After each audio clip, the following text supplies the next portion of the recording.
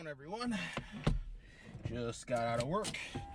So, we are on our way right now to... No! God, please, no! No!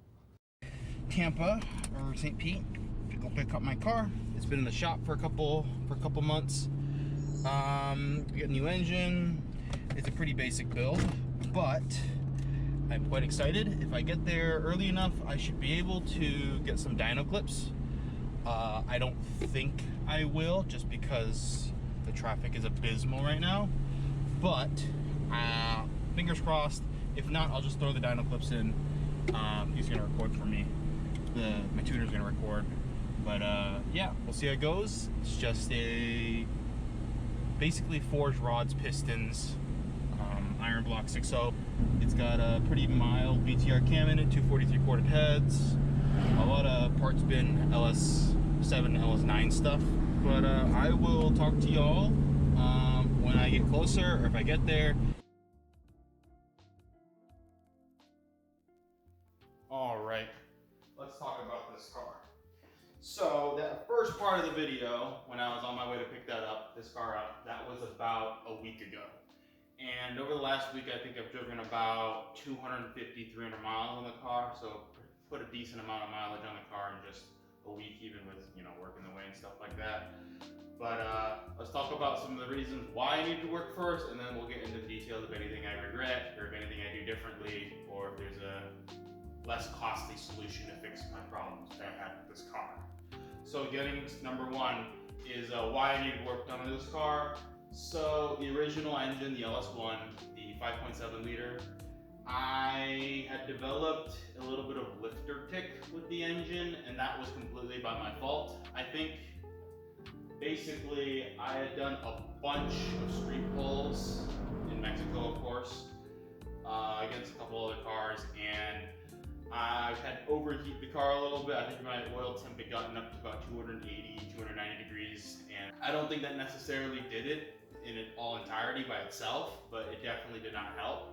Along with the lifter tick, there ended up being an issue with the knock sensors. The harness had been toasted in some way, shape, or form.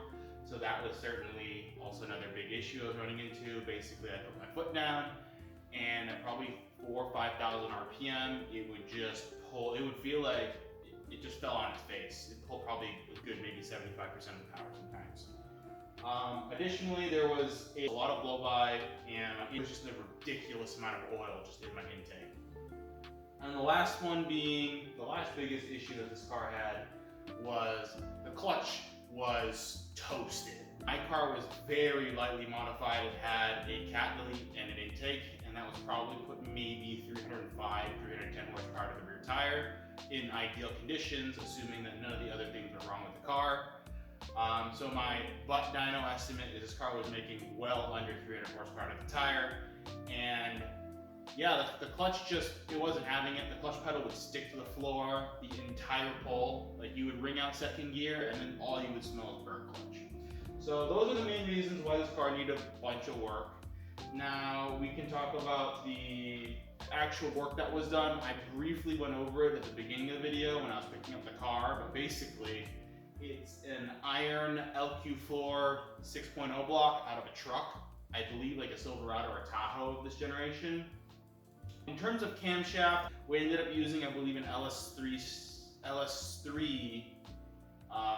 stage 3, I believe, camshaft. It's got a Speed Engineering header set, I think a 1 7/8 diameter primaries, and then it's got a Speed Engineering X pipe, and then it's got the Billy-Boat axle back that this car originally came with. So the sound is pretty good. I will do a drop-in clip comparison between the two, free revs and hopefully some wide open throttle. I'll stitch whatever I've got in here.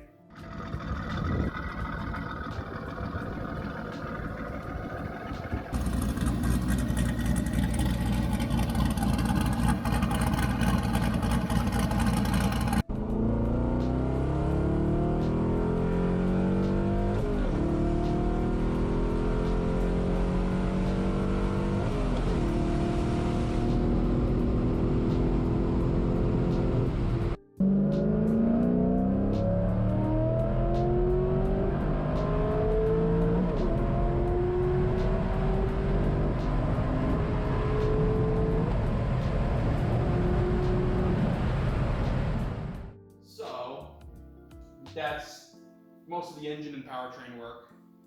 And now onto the topic of regrets. So my issues with this car, with the original engine, was the lifter tick, the oil blow by, and the clutch. But honestly, a basic heads cam setup could have probably fixed this car. Now, with that said, my goals for this car changed a little. I realized that I probably want to go faster after that, and it would probably be in my best interest to go for boost. And now the stock 5.7 can handle a fair bit of boost. I believe a lot of people say the braking limit, or the reliable braking limit, is like 550 at the tire. I know a lot of people have gone ridiculously fast, ridiculously high horsepower on a stock bottom end LS1. But me being me, I don't like to risk it that much. I like to overbuild. So that's why we ended up going with a forged iron 6-liter. The gains that it made are definitely on par with a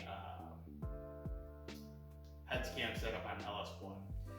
So in that sense, as it sits right now, I paid a lot more money for basically a heads cam setup, but it's all kind of an investment, like an investment down the road when I do boost this car.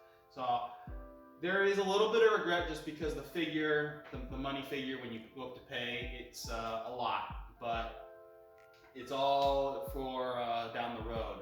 It's for the bigger picture. I forgot to mention the dyno. Earlier in the video, I mentioned if I got there early enough, I would be able to get dyno clips. So I will slot them in right here.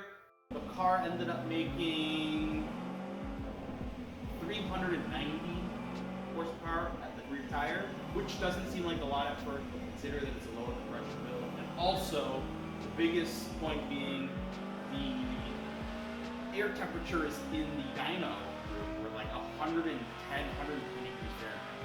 So that was not helping the air intake temps at all. I don't have an air cooler, I'm boosted.